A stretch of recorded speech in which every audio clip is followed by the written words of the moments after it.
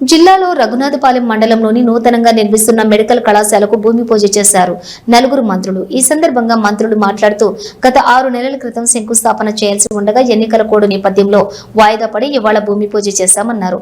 వైద్య ఆరోగ్య మంత్రి మాట్లాడుతూ గోదావరి పరివాహక ప్రాంత ప్రజలకు ఆదివాసీలు ఉంటున్న ప్రాంతాల్లో వైద్యం అవసరం కాబట్టి ఇక్కడ ఈ కళాశాలను ఏర్పాటు చేస్తున్నామన్నారు. డయాలసిస్ పేషెంట్లు ఇక హైదరాబాద్ రాకుండా ఇక్కడే సదుపాయాలు ఏర్పాటు చేస్తున్నామని, వందనం కొందుమూరు గ్రామాల్లోని నర్సింగ్ కళాశాల ఏర్పాటు చేస్తున్నామన్నారు.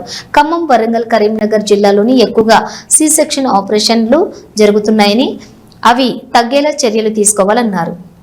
4 కేంద్ర ప్రభుత్వ పథకాలు జిల్లాలో ప్రజలకు చేరువ కావాలి. ఆర్గానిక్ 10 లక్షలు చేసుకునేటట్టుగా వైద్యం చేయించుకోవడానికి అవకాశం కలిగించారు.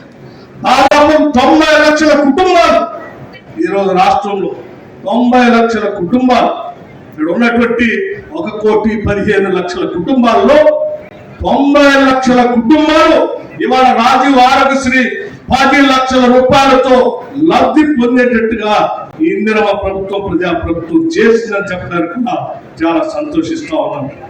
ఒక్కసారి రాజీవ్ ఆరోగ్యశ్రీకి సంబంధించే ఆనాటి ప్రభుత్వం పేదలంతా గాలికి వదిలేస్తే ఈరోజు మనం పెద్ద ఎత్తున ఒక్కసారి ఆలోచించే మేము వాళ్ళు మొత్తం మన యావరేజ్ రాజీవ్ ఆరోగ్యశ్రీని పూర్తిగా వదిలేస్తే మేము కేవలం 2024-25లో 54,000 ఈ జిల్లాకు సంబంధించి 50 ఈ ఆలోచన మీ ద్వారా రాష్ట్ర ప్రజలకు తెలియజేస్తా ఉన్నాం.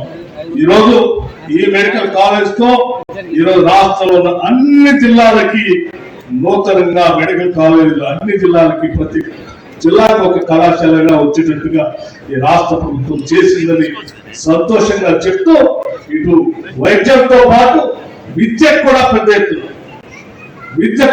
ఎత్తున రాష్ట్ర ప్రభుత్వం నిధులు కేటాయిస్తాం. ఒకసారి ఆలోచించే 10 సంవత్సరాలు రెసిడెన్షియల్ స్కూల్స్ మీద దాడి వదిలేస్తే 40% డైరెక్ట్ ఛార్జెస్ పెంచాం, 200% హాస్పిటల్ ఛార్జెస్ పెంచాం. రాష్ట్ర ప్రభుత్వం వచ్చిన తర్వాత దానితో సరిపుచ్చుకోక ఇంకా ఆలోచన చేసాం. ఈ రాష్ట్రంలో ఉన్నటువంటి ఆ పట్టాల పంపిణీ ఉంటుంది కాబట్టి దయచేసి 10 నిమిషాలు వరకు చేయండి.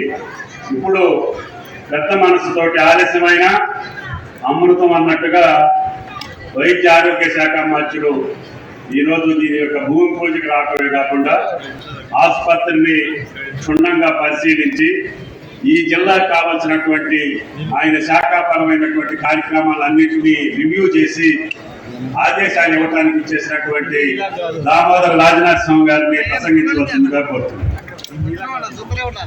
చివరికి ఆ గడి వచ్చింది.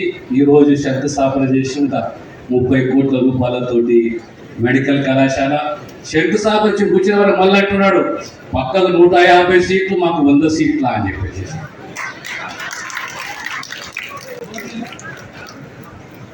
అక్కడ 150 ఇట్లు మా ఖమ్మం జిల్లాకు మా ప్రాంతానికి ప్రైమరీ హెల్త్ సెంటర్లు మంజూరు చేసినాము. మీ ప్రాంతంలో మీ జిల్లాలో కూడా సుమారు 6-7 ప్రైమరీ హెల్త్ సెంటర్లు కావాలి. అవి కూడా జిల్లాకు మంజూరు చేస్తున్న విషయాన్ని సవినయంగా తెలియజేస్తున్నారు.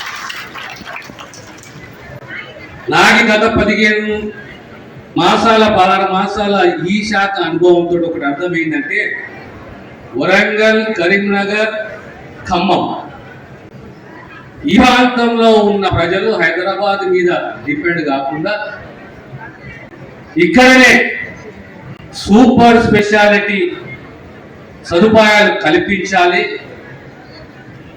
మెడికల్ ఎడ్యుకేషనే కానీ హెల్త్ సర్వీసెస్ని కానీ స్ట్రెంథన్ చేయాలి.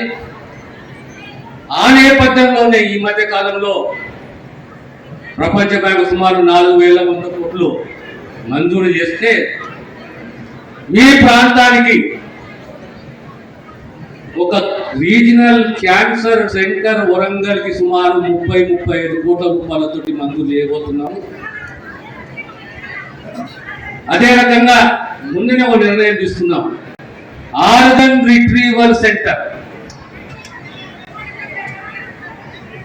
ఖమ్మంకు ఆర్గన్ రిట్రీవల్ సెంటర్ కూడా మంచిది. అంటే మనకు కనిపించని జబ్బులు, నాన్ కమ్యూనికబుల్ డిజీజ్, దీని యొక్క గ్రాఫ్ పెరుగుతున్నది రోజు రోజుకు. డయాబెటీసే కానీ, హైపర్ టెన్షనే కానీ, క్యాన్సరే కానీ, దీన్ని ఏ రకంగా దీన్ని మనము అరికట్టాలి అనేది ముఖ్యమైనది. పేరు కూడా చెప్పారు, ఈ ప్రాంతంలో నర్సింగ్ కాలేజ్ కావాలని చెప్పేసి. అది వందనము కొందమూడ, ఆ ప్రాంతంలో మాకు నర్సింగ్ కాలేజ్ కావాలని చెప్పి పెద్దలు ఆర్థిక మంత్రి ఇక్కడ ఉన్నారు, స్థానిక ఎమ్మెల్యే గారు ఇక్కడ, మంత్రి గారు ఇక్కడ ఉన్నారు,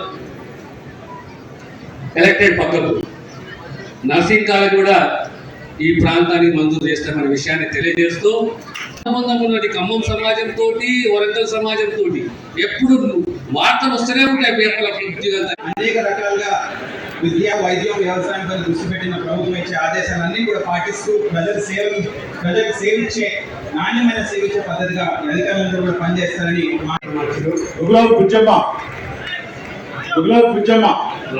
లక్ష్మి